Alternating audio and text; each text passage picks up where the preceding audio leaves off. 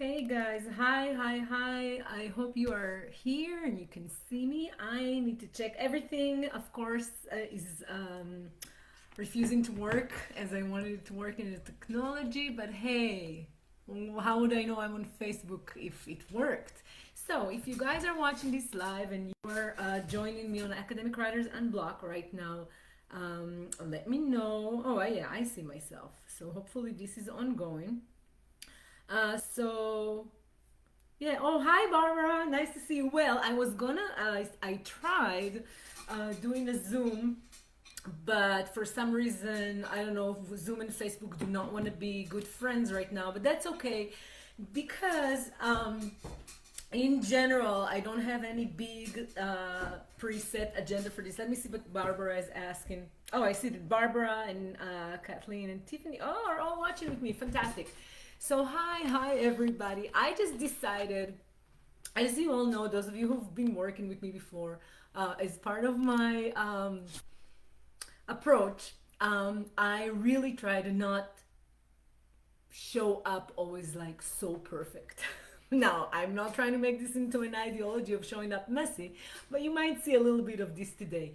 I admit, I am a little bit all over the place, but I just felt a deep need to already start jumping on the group and interacting with you guys. I did want to have a Zoom as well, and I have a Zoom link ready for this, but I couldn't get Zoom to go through Facebook.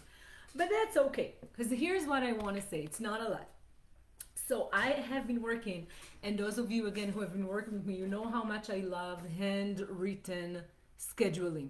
So you can see right here, this is my schedule for the next couple of months.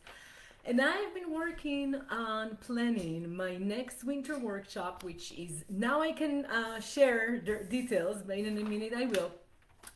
But as you guys know, I always like to offer a lot of free events and opportunities to come on the group and you know work with me and work on our community together and be a community that holds each other together while we write. And I also know my academic writers, and I know your schedule, and I know. So let's talk a little bit about this. So I was going to talk about time today. So it is about to be Thanksgiving, and while you are probably in the midst of preparing for a lot of grading and also break with your family and loved ones, and or you just know that you have a lot of time with your kids coming up with no childcare, and I'm talking about the Thanksgiving and then the December break.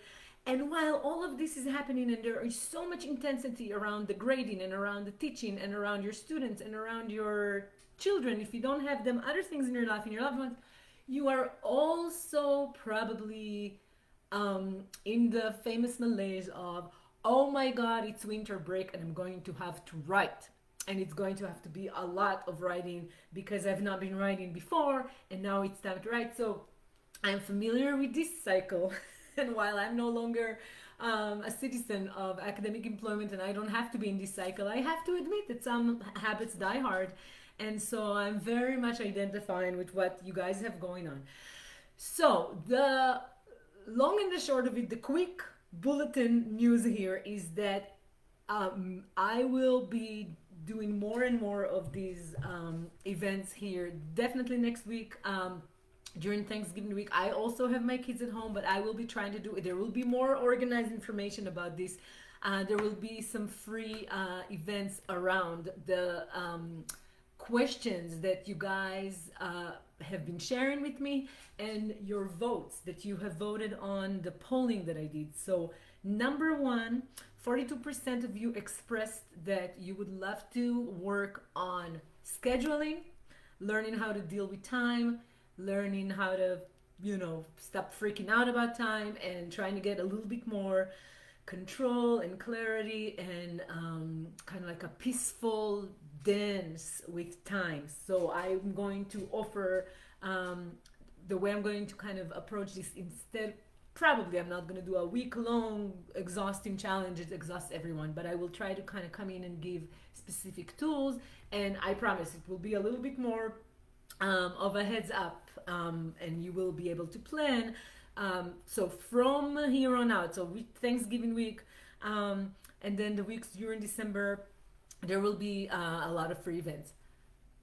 While this is true, I also am planning, and this one is still a little bit undecided, but I am working on offering shorter, um, 3-4 hour workshops that are also going to be a lot more affordable because they are shorter. So more information on this soon, but um, one of them would definitely be about writing proposals, and it's not just a book proposal or a dissertation prospectus or a or a conference abstract, but it is stepping back and learning how to do all of these things.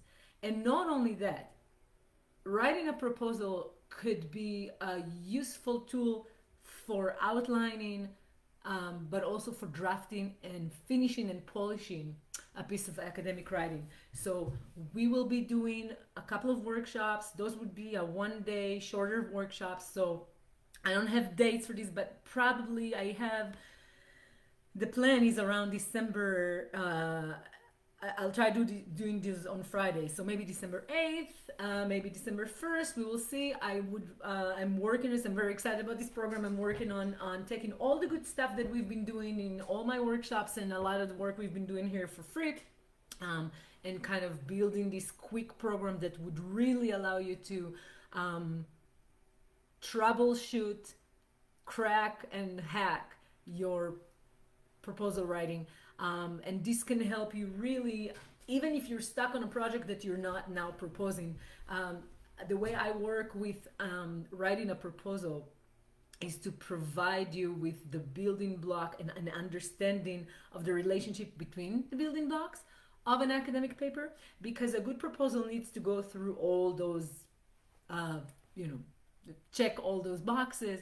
And so thinking through your project ahead of time, writing a proposal, writing an abstract could be a really powerful tool in organizing your thinking about a project, but also your planning on how to organize your time working on a project and all of this. So this is one little workshop I want to do. And of course, there's always my tools for understanding the writer's block and unblocking. So if you're feeling blocked, if you're feeling stuck, and you are not sure whether or not you have time for a longer workshop, there will be shorter workshops. So this is the not so cooked news, but there will be more specific information about this soon.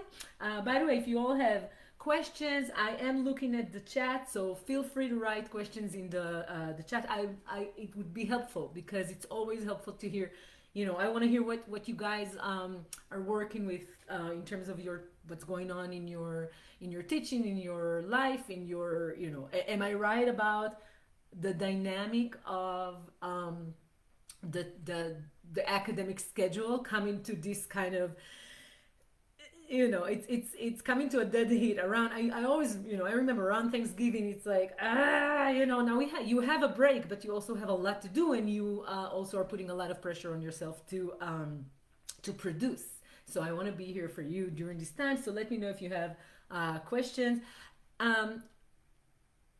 As for my next bigger workshop, I am now in position to finally make an announcement.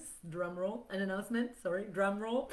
I will wait until after the holiday break, because I want people to really be able to start a workshop after they're done with their traveling and everything. So we will probably start the first week of January, and what I am working on is a revamp version of my foundational workshop. Every time I do foundational workshop, the main feedback I'm getting from people is, I did it for over 6 weeks.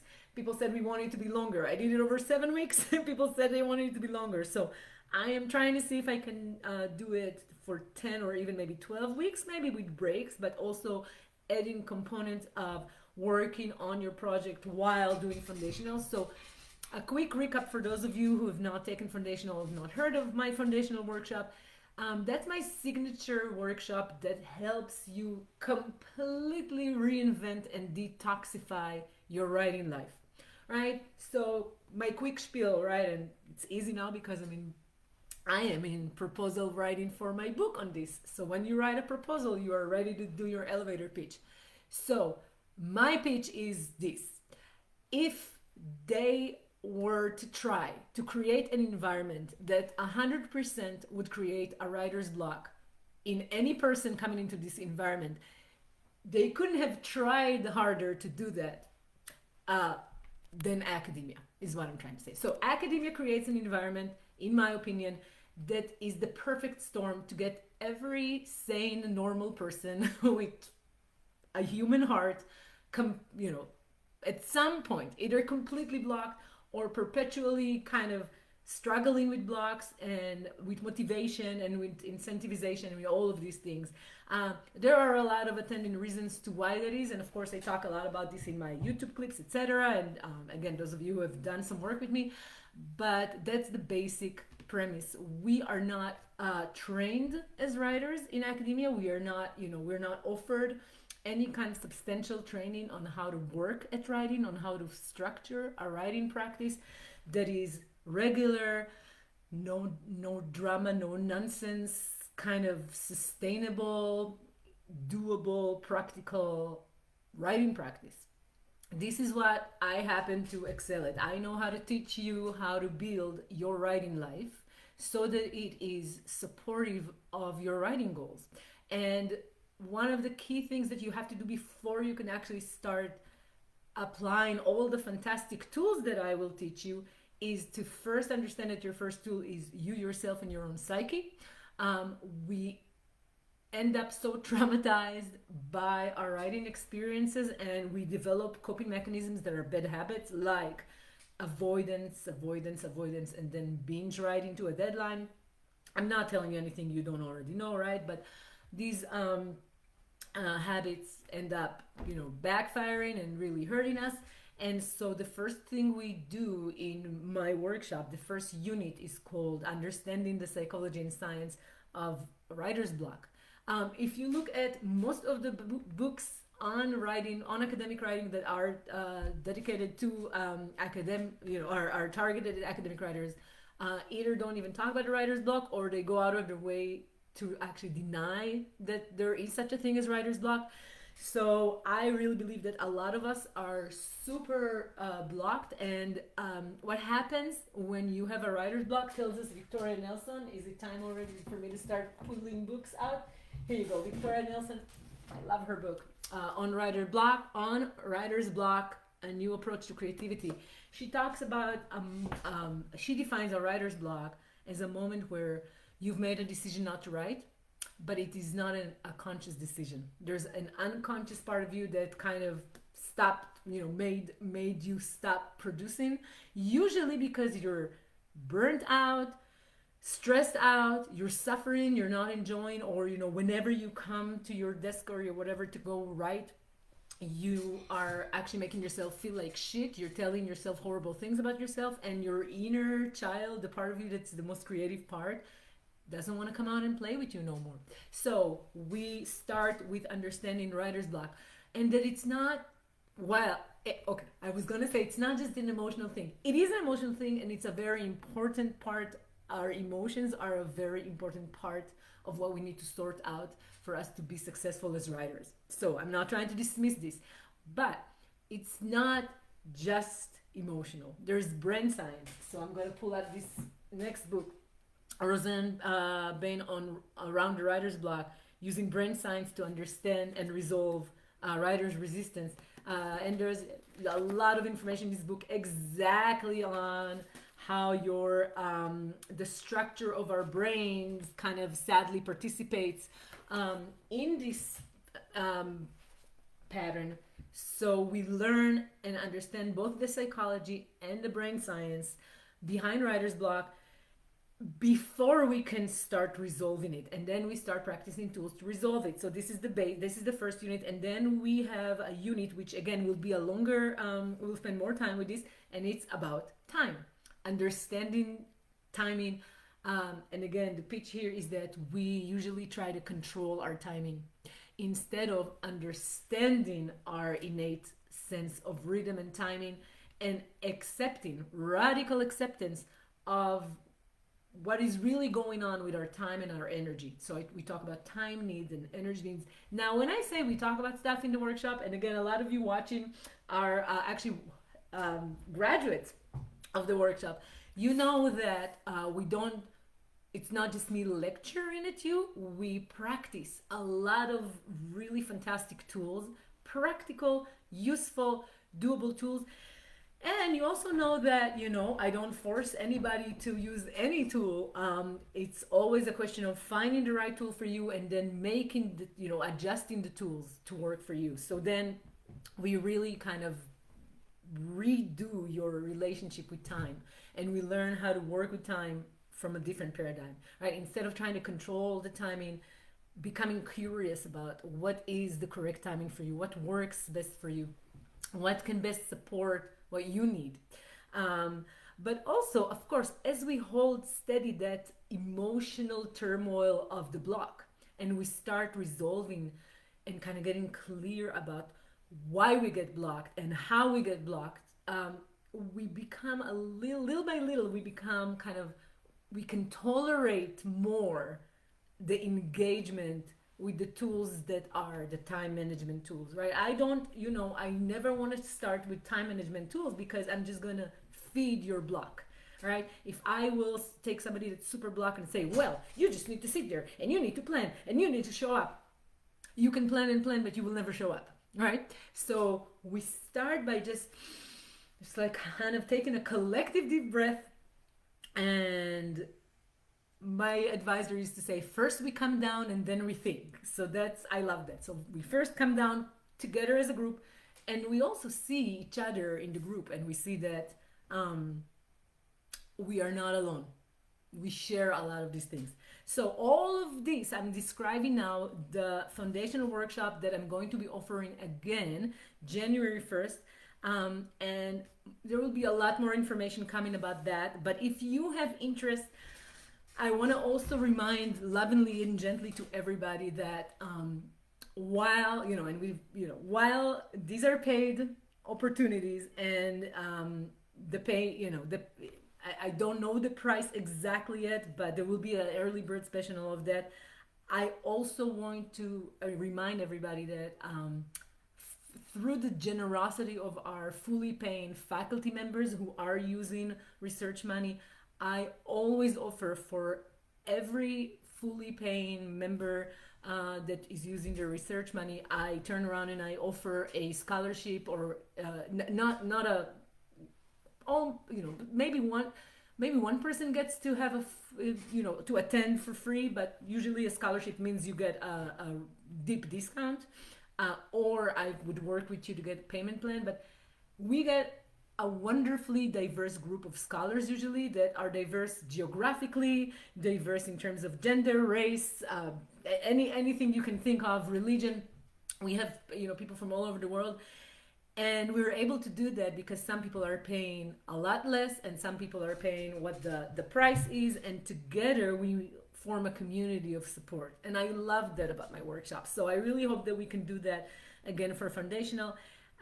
Again, right now my plan is to start the first week of January, and we'll go all the way through March. I will add some developmental editing on your project.